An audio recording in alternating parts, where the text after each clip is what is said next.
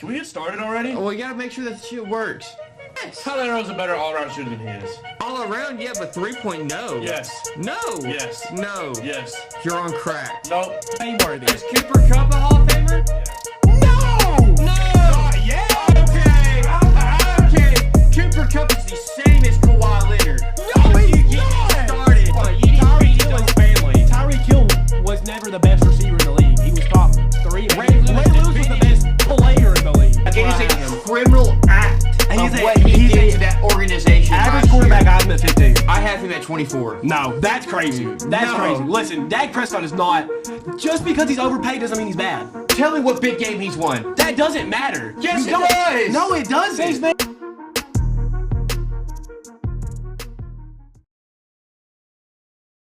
Welcome back to the Through the Lane podcast. It's just me today. It's going to be a quicker episode. Not much has really happened. There's been some interesting developments, but and I'm a little bit under the weather. So we're going to try to get through this quickly. But recently what broke in recent days, it's all football. News that broke in I think 3 days ago. Sharon Moore has been fired from the University of Michigan for inappropriate relations with a female staffer. And he's been fired. Subsequently, he's been also arrested, as it allegedly we don't know exactly what happened, but the story is, again, this is all allegedly, that he went to his wife, said he was going to kill himself, went to the mistress, said he was going to kill her and then kill himself, and then was arrested either at the house or at the church because the wife was tracking him. And it's all fallen really quick. And I mean, the thing about Sharon Moore is he's always been in some investigation since he became the head coach of Michigan, right? He was part of the investigation for cheating. Then he's had recruiting violations. He was suspended to start the beginning of the year. Got Piff Boggy, whatever his name is, that really big coordinator that they have. Who's now the interim coach. Was the head coach for a few games to start the year just due to, again, Sharon being suspended. So there's always been drama around him. There was rumors of him feeling like people were out to get him. I think he started to go crazy because they were always under investigation, but that's also because they didn't do anything correctly, right? They were constantly just breaking rules. And so now Michigan has to find their replacement. And I strongly believe they should go after Kellen DeBoer. The reason because I don't think he's happy in Alabama.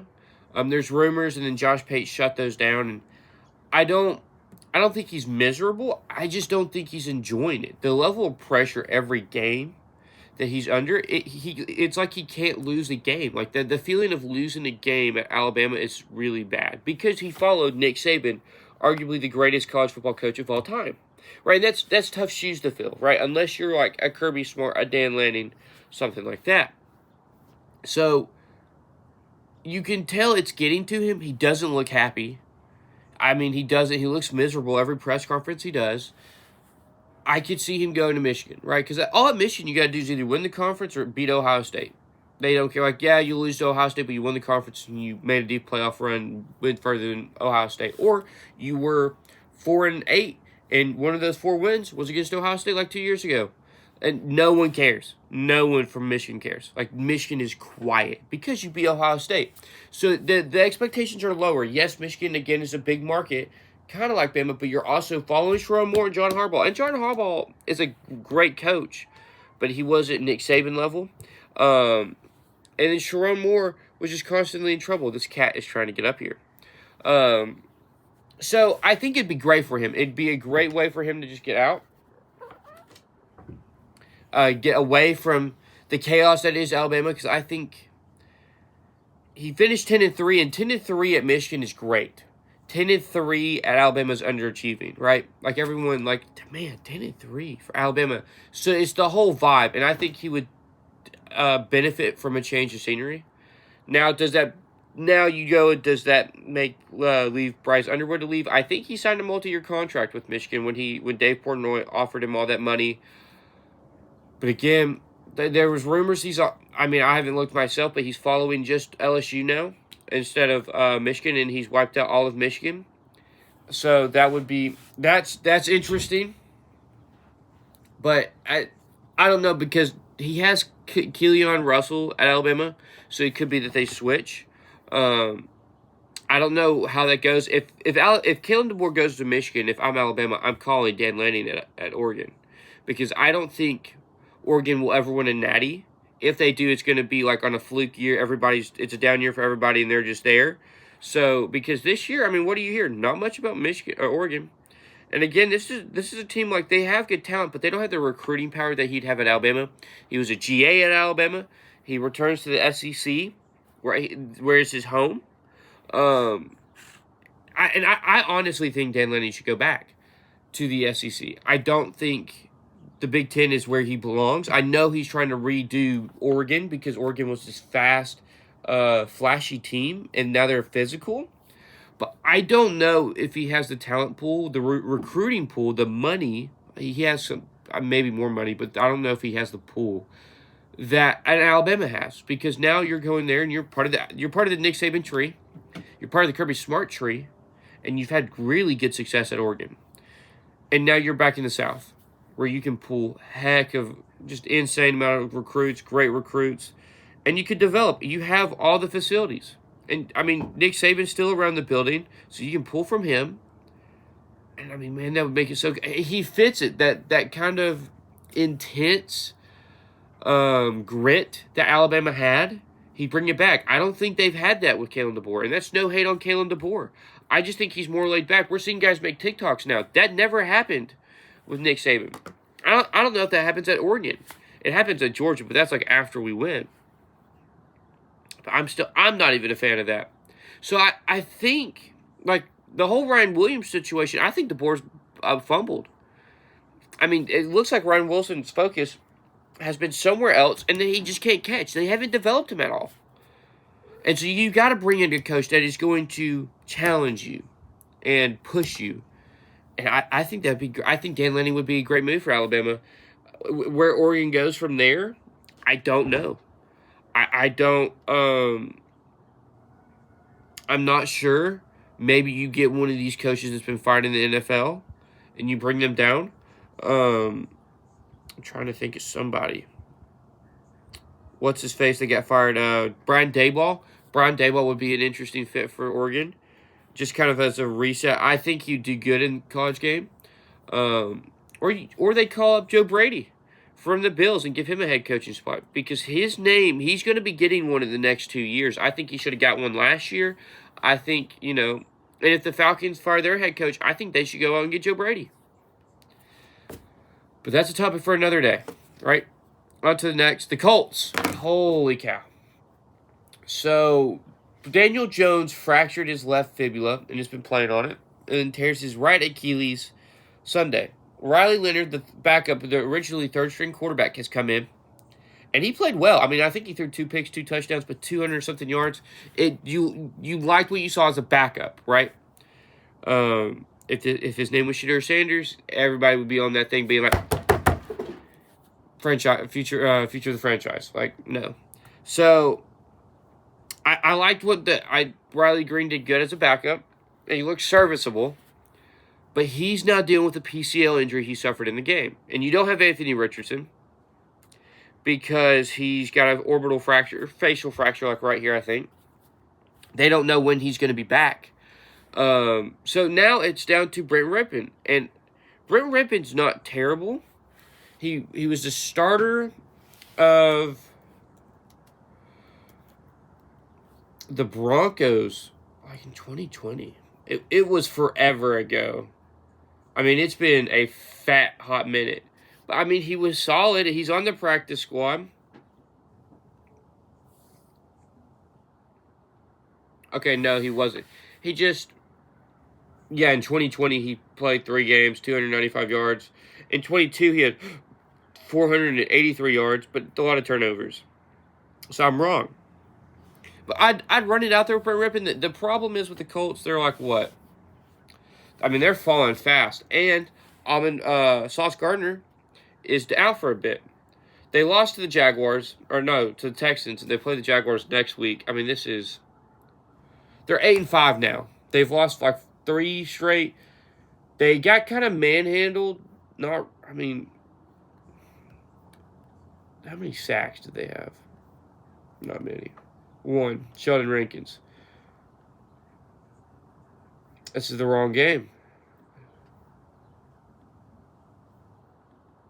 What game am I looking for here? Yeah, they just played the Jaguars.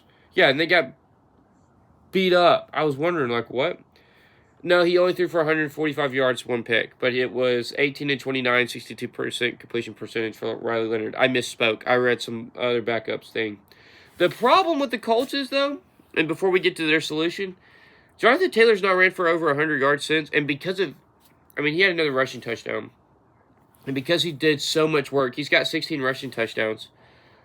That how bad of the second half of the season he's done, I don't think. He's going to be in MVP conversations. I think if he finishes strong, he could win it. But, I just don't know. Again, they're underutilizing Tyler Warren. You've got one of the better tight ends in the league already. And it's just... And I'll talk about some rookies probably next week when I have time. So they bring in Phillip Rivers, right? Just to get to it. They bring in Phillip Rivers, who's 44, hasn't played in 5 years. He's a little bit bigger. I don't know how this is going to go. I know Cam Newton's mad that he didn't get picked. I understand why you don't go after a Cam Newton, just because of he didn't look good before. He just did not look good. It was kind of embarrassing what happened to him. So I don't disagree that they. I don't hate that they did not call Cam Newton, but there has to be other options than a Phillip Rivers. I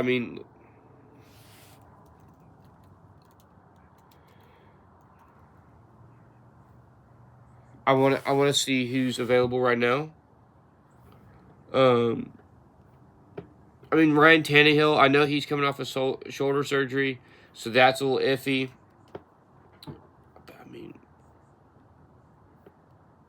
Sam Ehlinger, they tried to poach Sam Ehlinger.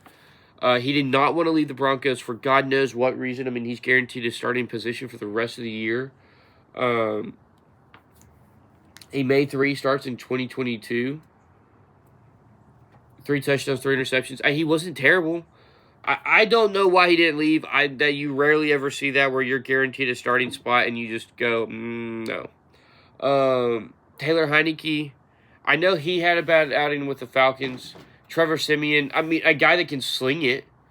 That he's going to throw the ball. Again, I don't know. He's only 33. And then Tannehill. And then Hendon Hooker. That's somebody I would have taken. Actually, yeah, that's a name I would have done that. I would have cut Brent Rippon, signed Hendon Hooker, and then probably brought in a Trevor Siemian. Or Sam Ehlinger? Well, you tried with Sam Ehlinger, and he said no. So Ryan Tannehill, just so that, I'm reading what he said, what Tannehill said. Oh, so Ryan Tannehill's pretty much done. But I would have brought someone in, I would have tried to have gotten I would have tried harder for Sam Ehlinger, and then had Hendon Hooker, and just seen who practiced better, and then we make that start. And you tell Sam Ehlinger, you've got a week, brother, and you know the playbook. So we're going to take this on a week-to-week basis. We're going to see what we can get out. Because Hendon Hooker, we don't know what he is in the NFL. You could theoretically get lightning in a bottle in a sense, and find your franchise future, because he looked good at Tennessee. He's fantastic. He's just, been stuck. And I guess he hasn't looked good in preseason, and that's why he's not in the league. But, I think we could have done better. You could have called P.J. Walker. I just... The Phillip Rivers off the couch, he's 44. This brother has a grandkid. I don't know. It's going to be interesting. I think he can still do it. Thank goodness the Colts have a good offensive line, but they've got a hell of a stretch coming up where they're facing all 4 top 15, top 10 defenses. I think the Jaguars are top 15. I don't think they're top 10, but I think everybody else is top 10. It's going to be brutal. They're going to have to keep him upright, and Jonathan Taylor's going to have to be the main guy and then play off of him. The problem is, and I think this is going to be something like what the Falcons run into Kirk Cousins, I don't know how much of a use of play action is going to be. I don't know how much you can use play action because of how old he is in his mobility. if they can, I think honestly they could go 8-9, or 9-8. I think 10-6, 10-7 is their best record they get. But I could see them losing out and it just being a massacre, or they just go 9-8. But I mean, again, they fumbled the season, and at some point they're gonna have to blow it all up. I don't know when. Now to the college football rankings, right? And I'm not gonna go through them because I think that's just boring, and everybody by now has seen them. I agree to an extent what the committee did. I think they've got everybody that should have been in. If you want to make the argument, Bama should have been out, and I'm having a blank. The sickness is getting to me. Not a Vanderbilt, a Notre Dame get in, which we'll speak about that in a second.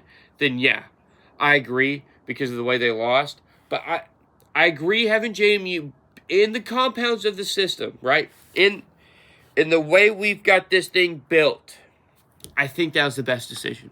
To have JMU and Tulane in there. I feel bad for JMU because JMU is going to get raffle stomped. I love their social media, what they're doing, but there's no way on earth JMU wins that game, right? So JMU is guaranteed out.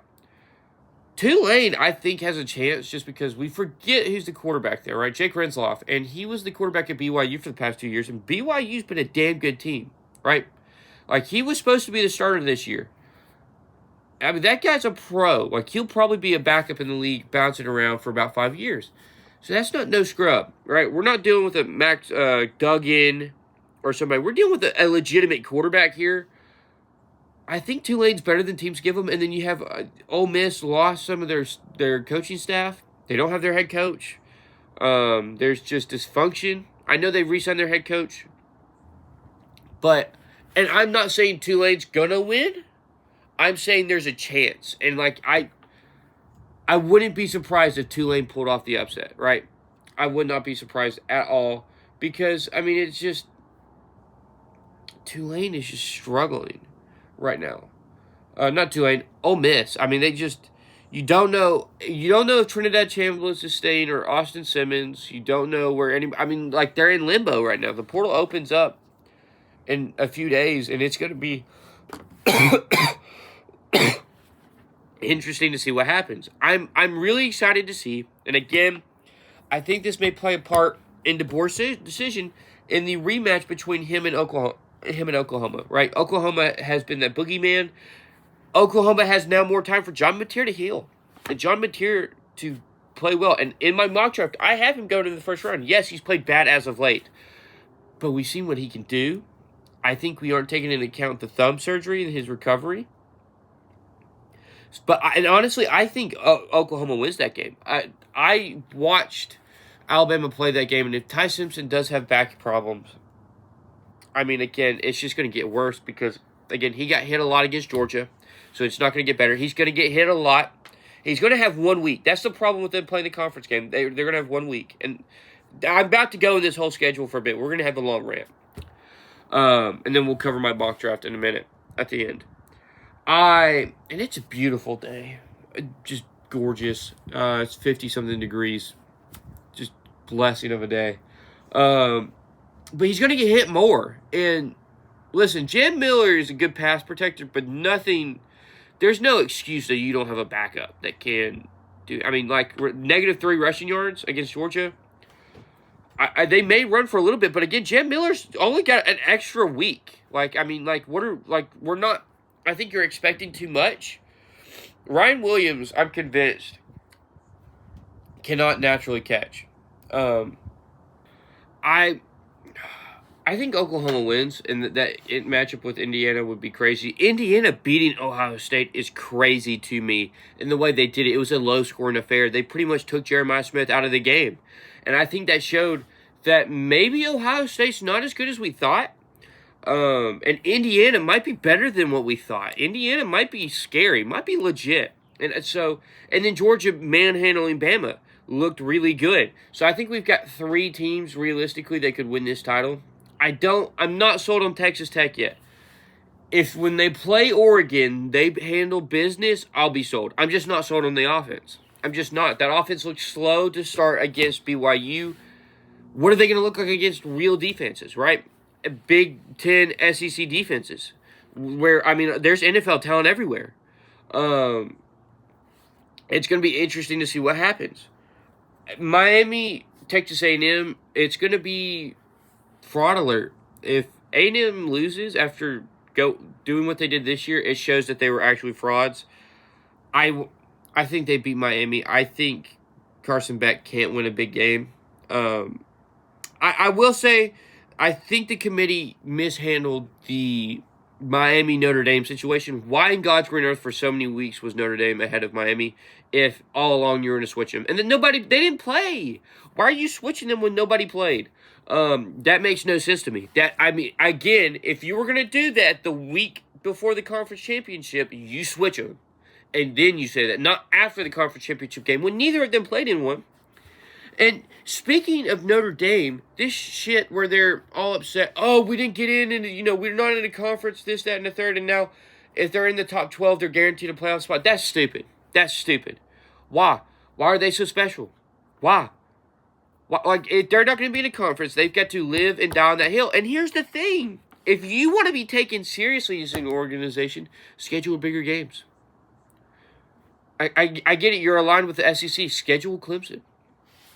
Schedule a Florida State. Schedule Miami. Schedule a few SEC teams. Schedule Georgia Tech. Schedule somebody. The top Duke. I mean, they beat, they're talking about Syracuse beating them 70-7. Syracuse is not a good team, right? They beat Stanford, whoop-de-doo. Pittsburgh, whoop-de-doo. Navy USC's their best win, right? They lost to Miami. They lost to Texas A&M. I mean, again, we're looking at this team like they're really good, and I just hate it. And then now they opted out of the bowl game. They're acting like pansies. I mean, and now they're potentially ruining bowl games. And I think it's just the stupidest shat in the world that Notre Dame thinks that since they're, the history of this team, that they can just finesse the system. No, you're just like everybody else. If you don't want to be in a conference, cool. Die on that hill. When that bites you in the butt, eat it. But if you don't want it to bite you in the butt, and you want to play all these top teams, go out and schedule a Clemson, a South Carolina, a Georgia Tech, right? Who's another? A Florida State, a Duke, a Virginia. Play all the top teams. Be a gauntlet. Mow through them, because it's not a conference game for them, so it doesn't affect their conference, but they got to play you, right?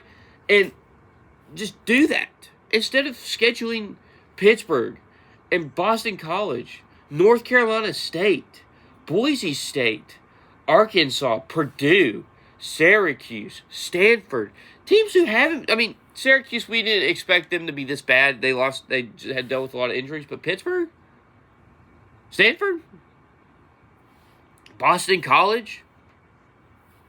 I mean, USC, okay, I guess, but, what are we doing? I can't stand this chat from them where they're just yeah, we're just not going to join a conference. And, oh, by the way, if you don't put us in, we're just not going to do the bowl game. I don't think you should be able to opt out of a bowl game unless your coach was fired.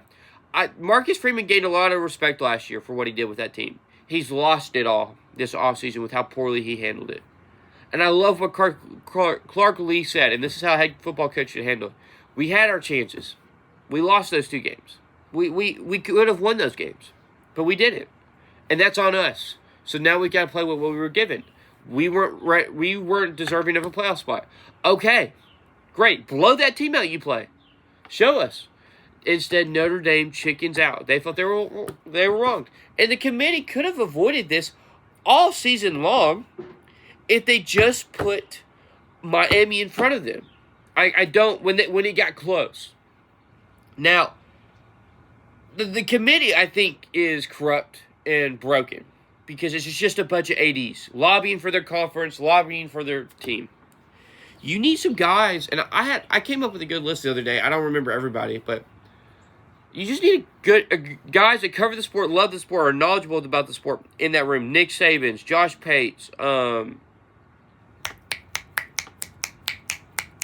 Urban Meyer, let's say, an Ed Orgeron.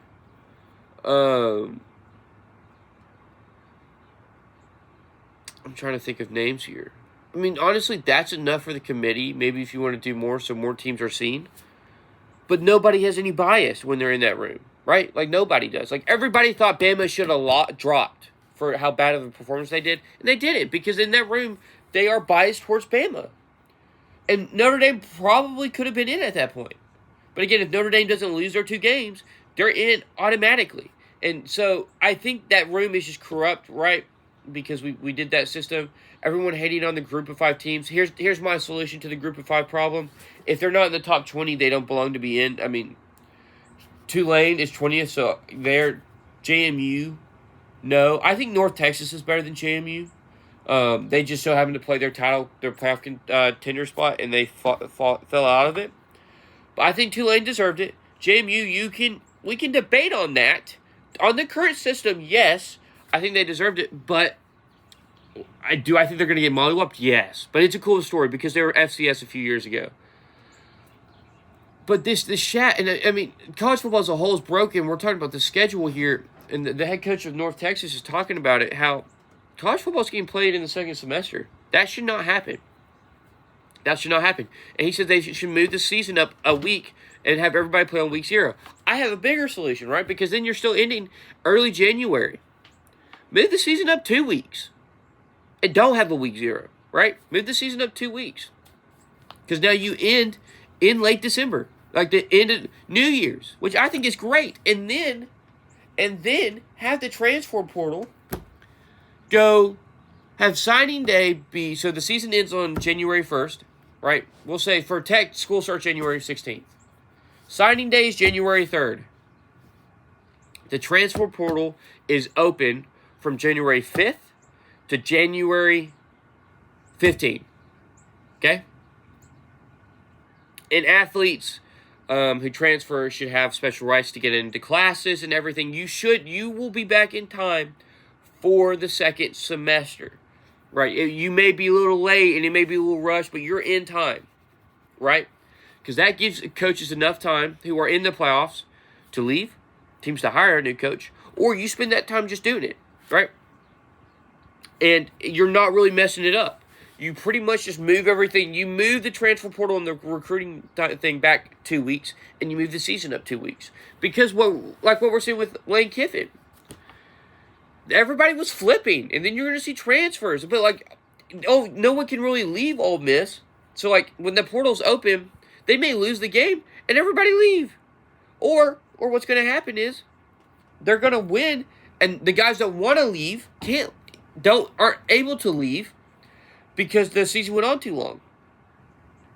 And they didn't want to opt out of the playoffs. So it becomes this problem where coaching hires, I mean, like John Summerall for Florida or Auburn, I think it's Florida. He didn't flip any recruits over. He pretty much just took who he had. But he can't start assembling that team like he's still at Tulane. And he's trying to do both. That's not fair to him or his players at Tulane. That hiring should only happen, and there should be another stipulation. That you can't hire a coach that's in the playoffs or whatever. That can't be announced till after the playoffs.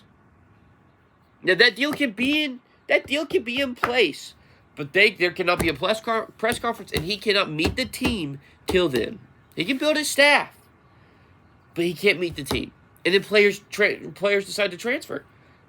And then he can, yes, is it going to be hard for him to flip recruits? I mean, it should be, we'll say December 20th is when you do that, right? I think that's fair. December 25th, that gives you time. December 20th, because, right now that's in the middle of the playoffs. You move everything up 2 weeks. This is the end of the playoffs. I don't think Tulane would be there. I honestly think that, I think that's a great decision. I think that's what we should do as a sport. because it's broken. I mean, it's chaos right now. Coaches are leaving. I mean, right now Michigan has no. I mean, this is post recruiting cycle. The transfer date's about to open, so you're probably gonna have and the playoffs are going on, so you can't really bring in a coach. It's gonna be tough. I mean, Caleb DeBoer's not gonna just leave his team, so you're gonna have to wait till probably after December 20th. The transfer portal opens then, so he's gonna go in. Michigan's not gonna be good next year, and they're just not. And I think that's because the system failed him, and Sherrone Moore was an idiot. But, I mean, I think we should move the season up 2 weeks and then move the signing day and the transfer portal back 2 weeks. Make the transfer portal 10 days. There's a tampering period. Have the tampering period 5 days before. As soon as like the Super Bowl, as soon as that championship game's over, there's a tampering period. And then the transfer portal opens up. And there you go. Problem solved. Now, to end the episode, my mock draft.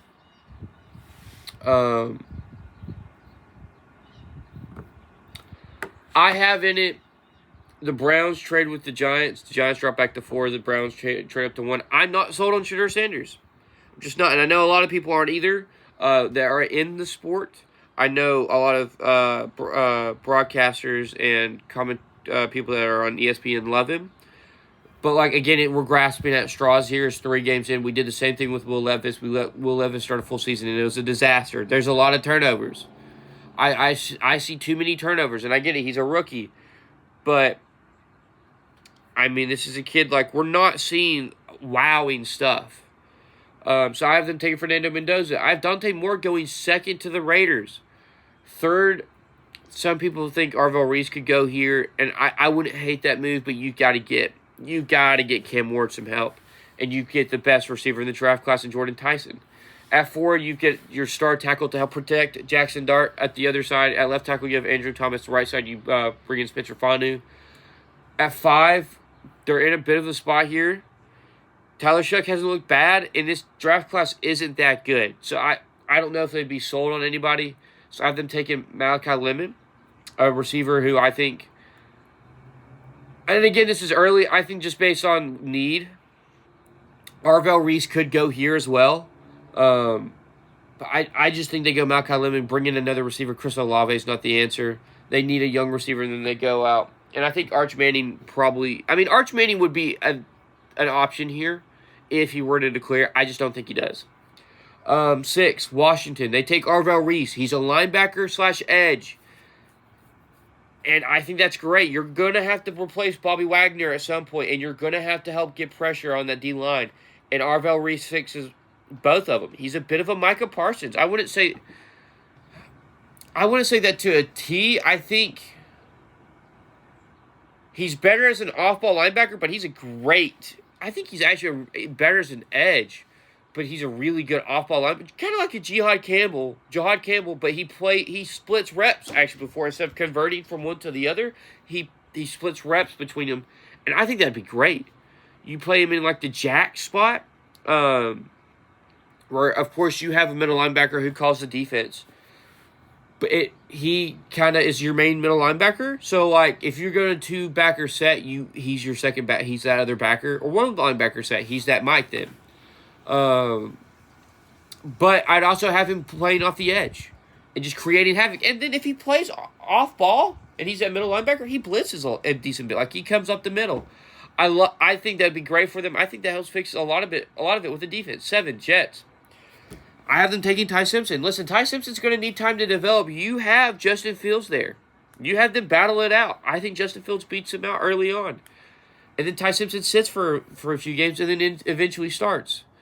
They've got Garrett Wilson and A.D. Mitchell. So you've got your 2 outside receivers now. You still have Breece Hall, who's going to be a free agent. But I think they got to go quarterback here. I don't think you can wait any longer. And you've got a lot of first-round picks. Now you have the Cardinals. I have them taking Ruben Bain. I think that's just based off a lot of teams in the top bit don't need defense. I think Arvell Reese is a lot better than Ruben Bain. Again, I haven't started watching tape. I probably will next week on some of these guys once that starts coming out. But I mean, they need pass rush, right? They need it. And I think they drafted Josh Sweat, signed Josh Sweat. But you need somebody over on the other side of him to really do what we saw. I think you create a Texans DN problem where, like, you've got a really good, one of the best defensive ends in the league currently, and then you've got this young guy, so it takes the pressure off of him, and he's getting more one-on-one situations. I think it would be great. 9, the Rams had the Falcons pick. Honestly, if Arch Manning declares, I think they take him. If one of Ty Simpson or Dante Moore falls, I think they take him. I do have them with their last pick in with their other pick in the first round taking a quarterback, and I'll explain why in a minute. But here I have them taking Jermon McCoy.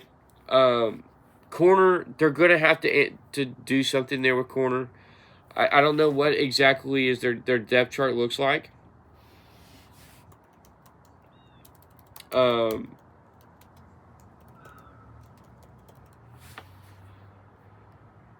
And like the contract situation, right? Looking at it now, Josh Wallace, I think you do better. I mean, Darion Kendrick's pretty good though.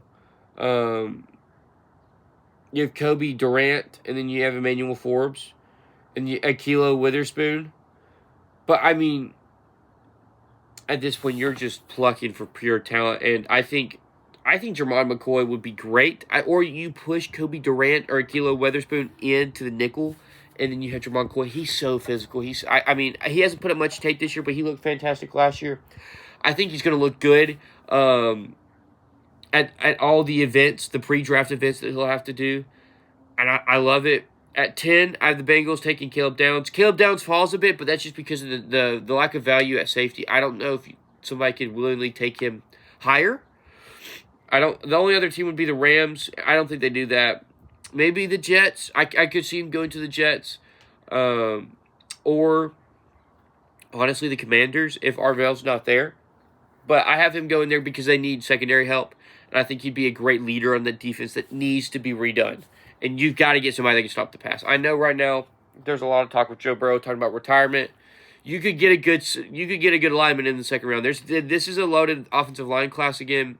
I think you could find some good ones in the second round, and you're going to have to sign some. At 11, Mansour Delane from LSU. He's super athletic. This team doesn't need much outside of a quarterback, and that's the problem, right? They need a quarterback, and this is not a quarterback-heavy draft. So you kind of look at it and you're like, okay, well, what do we do with this pick? Maybe running back, but I don't think they justify taking Jeremiah Love at that point. Isaiah Rodgers is not the starting quarterback of the future. You need somebody over on the other side of Byron Murphy. Getting that Delane would be great. I mean, just athletic, great instincts. I think it'd be great for him to be there. I'd be a perfect matchup. At 12, I had the Dolphins taking Cardinal Tate. You're going to have to get some weapons. I mean, they need help. Tyreek Hill's not going to be that guy. Again, no quarterback you can take here. Bring more weapons in. And I think Cardinal Tate would be great in the slot. Or you put Jalen Waddle in the slot or Tyreek Hill in the slot and you have him on the outside and you just, again, got more weapons. At 13, I have the Ravens taking Peter Woods. They need D-line help. They've got edges that need to develop, so I think just putting someone there with Metabike would be great. He can kind of also kick outside a little bit in a 3-4, but he would help just with their D-line problems and their run. They struggle to stop the run. I think it would help them be able to stop the run. At 14, again, I still have Jeremiah Love going to the Chiefs. I mean, that's their main problem right now, is they can't really run the ball. They can't. With the regression of Patrick Mahomes, you need to be able to run the ball and lean on the run. You can't. So you're having to give the ball to Patrick Mahomes so many more times. And he doesn't look the same. He hasn't looked the same. He's been slowly regressing. This year he's taken it even worse. They may not even make the playoffs. So what do you have to do is take a running back, a generational running back, I think. Somebody that would be great in the league. And you just got to address that problem. At 15, Cowboys, they need a pass rush, a defense. They take David Bailey, probably, the second best edge rusher in this draft class, pure edge. And it helps them. And they have Ezeruku on the other side. They get David Bailey, Donovan Ezeruku. You get really two young, fast, really good edge rushers. And then you have Overshown that helps them out. And then Oza in the middle, and Quentin Williams. That's a really good defensive front, in my opinion. At 16, I have the Panthers taking C.J. Allen in the first round. Great. I mean, the more national attention Georgia gets, the more everyone looks at C.J. Allen as like, holy cow, he's really good.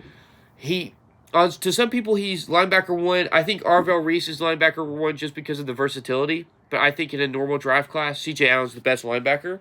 Just sideline to sideline, he reminds you of a Nakobe Dean, kind of a Quay Walker, but more of a... He really reminds me of Roquan Smith. And if you can get a Roquan Smith, I think the Panthers should.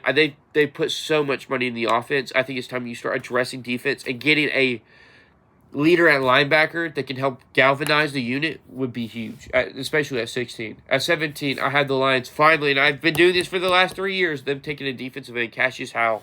He's more of a pure edge, not somebody that not a 3-4 defensive end. He is a outside linebacker edge, and I think he'd be great. You're just having him literally pass downs, just go after the quarterback and help Aiden Hutchinson. He has no help. They have no pass rush, and that's a problem outside of Aiden Hutchinson. And he's coming off a massive injury. He can't take that load. Get him some help. Cassius Howell would be big.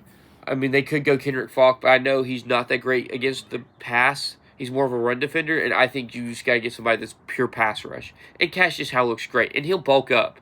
At 18, I have the Bucs taking Sonny Styles. Again, last night they struggled defensively. They blew leads. Offensively, they're stacked. I mean, they've got 3 good running backs. They could address tight end, but I don't think they do this early. You've got really good receivers. The offensive line's good. When this offense, when healthy, is one of the better ones in the league. So I think you just go out and you dress the linebacker position. Corner looks good. D-line looks all right. Sonny Styles can address kind of the defense. Lamonte David can only be your starting linebacker for so long, right? The brother's almost 40. He's going to retire, and if he plays one more year, Sonny Styles can learn from him, and he can play like on the other side of him. I think that would be big. At 19, I have the Steelers taking a receiver because you need someone outside DK Metcalf to be there as a physical presence. I think you have him line up on the outside. You have DK Metcalf, Calvin Austin, and then Denzel Boston. Denzel Boston. Again, you can probably hear I'm congested. I can barely talk. I think that they need more weapons. Defensively, they look good. Maybe they go corner here and take Avion Terrell, but I think they go outside and get another guy. At 20, I was kind of split between this because they've struggled in the secondary and offensive line. There's not a guard here that I'd take unless you take... I have 2 tackles here that I believe could probably kick in that guard. Francis Mel, the guy out of Miami, and then Caden Proctor. I think Caden Proctor would be really good at guard, kind of like Mekhi Becton, but just without the injury problems. I think it would be a great move to move him in at guard, and that help bring up the problems. But I think to free up Cooper DeJean to kind of play that star role, you go out and you draft Avion Terrell. You fix the problem of the other side against Quintel Mitchell. You get another star corner. You get a lockdown secondary. Again, you invest in this defense, right? Because your strength is the defense. Invest. But I think, and Avion Terrell's looking better week after week. He almost went last year. He probably could have gone in the first round last year. He stayed another year, and man, has he boosted his stock up. Yeah. At 21, this offensive line's been a problem for the Texans. It still is. And I think they go out and get another tackle to be the opposite side of Ariante Urshery because they are not sold on Blake Fisher. And if they are, they can kick this guy in. Francis from Miami, they can kick him in at guard. I think they have to address offensive line. There's no other way. You can get a running back in the second round. And this is not a good running back class. I don't think so compared to last year. Maybe year in and year out they are, but I just don't think it is. 22, I have the Bears taking Kendrick Falk. They need edge. They need edge help. They need defensive line help. I think Kendrick Falk at this point is the best available defensive lineman. And if he can develop into a little bit better of a pass rusher, that's a problem. Like, watch out. But, I mean, he's an immediate run stopper. In a division that with run-heavy teams, he'd help out a lot. And I think he would do I think he'd develop into a good pass rusher. At 23, yes, they drafted Maxwell Hairston, but they're going to need help on the other side. Brandon Cease is going to be big. Again, there's no real receiver here where I'm like, take him. Because there's a bit of a drop-off after Denzel Boston. Maybe, honestly, I would switch this up and say Zachariah Branch out of Georgia with his speed. But he's not a deep threat, like physical guy, and I think they need that. They had their speed guy in Khalil Shakur, and I don't think there's a big body you take here, so I think you go Brandon Cease. Maybe you kick Benford back to the nickel spot, and then you have Cease play the other corner. And then, or he can kind of cross-train at safety, maybe. Who knows? But at 24, I have the Chargers taking Caleb Banks, D-tackle. They could take Caden Proctor here to help address with the injuries and have him kick in at guard, but I think you just go D-tackle. Again, another division where you've got to just control the line of scrimmage. Caleb Banks is really good at that, and I think would really fit that hole really well. At 25, I have the San Francisco 49ers taking Caden Proctor. They're going to lose some guys on the offensive line. Terry Armstead can only play so many more years at left tackle. I think it'd be great to teach a raw guy like Caden Proctor how to be an elite Hall of Fame left tackle, who I think Caden Proctor can be. I think he's just very raw, kind of a little oversized too. But if he would play right away and learn from Armstead, I don't think that's his name, but I know. Crap, what is his name? He is a Hall of Fame left tackle, hands down. And I think Caden Proctor could be as well. Trent Williams. Holy cow, I think Terrion Armstead. Trent Williams. I think he'd be great. He's kind of the same build as Trent Williams, similar. I think he'd be good to move in there. You could potentially move Colt Mikovich out. Or if you want to, get rid of Spencer Buford, you just put him in and then him play alongside Trent Williams, and then they just kind of build a rapport. And then moving forward, he's the replacement. At 26, I have the Seahawks taking Colt Hood. I don't really see much. Again, another team that needs a receiver that probably won't get it. You got to go Colt Hood. They don't need edge rushers. They don't really need linebackers. So there's not really a linebacker that take this well. I lied about receiver, actually. I forgot about this guy. This guy flies under the radar. Casey Concepcion. They could take Casey Concepcion. But I honestly think going out and getting another corner help stop these defenses would be big. So for 27, I have, again, the Patriots in a weird spot. I have them taking TJ Parker. They don't really have a big edge rusher, so I think trying to get TJ Parker, who at one point was a top 10 pick, who's fallen off, great talent, put him with Mike Vrabel. I kind of like that for the Patriots. They need some edge rushers in that division to get after the quarterback with all the quarterbacks that are in that division that they're in. So I think that would be a great pickup for them in the late first round. At 28, I have the Broncos going out and get a tight end, Kenyon Sadiq.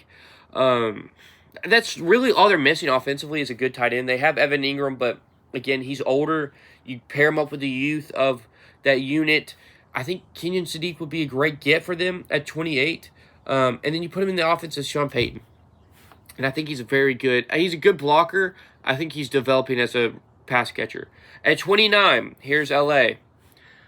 John Mateer goes to the Rams. And the reason why I say this is because he's very raw. He's reckless. I see a little bit of Josh Allen in him. He does not have to play right away. He could sit up to 2 to 3 years. He's going to sit next year.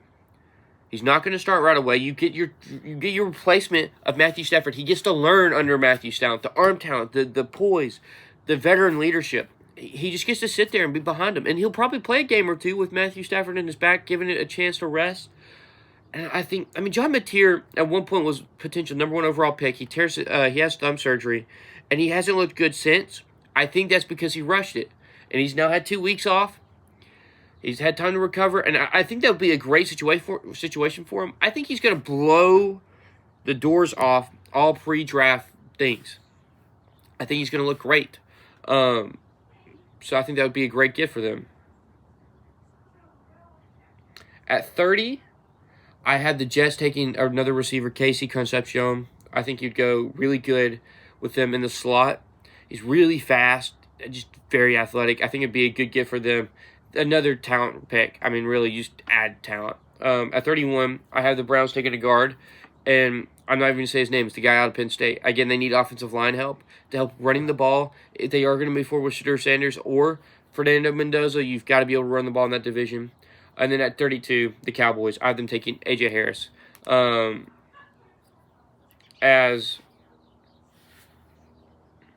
got that from Green Bay. As they need help in the secondary, and really, A.J. Harris is a really good corner. I think that'd be a great get. Deron Bland and Trayvon Diggs are going to be out the door here soon. They've got Siobhan Revel. I think they cut one of the two of Trayvon Diggs or Deron Bland. So I think bringing in A.J. Harris would be a nice, youthful pickup. But yeah, that's all for today's episode. So see y'all next time. Hopefully I'm feeling better.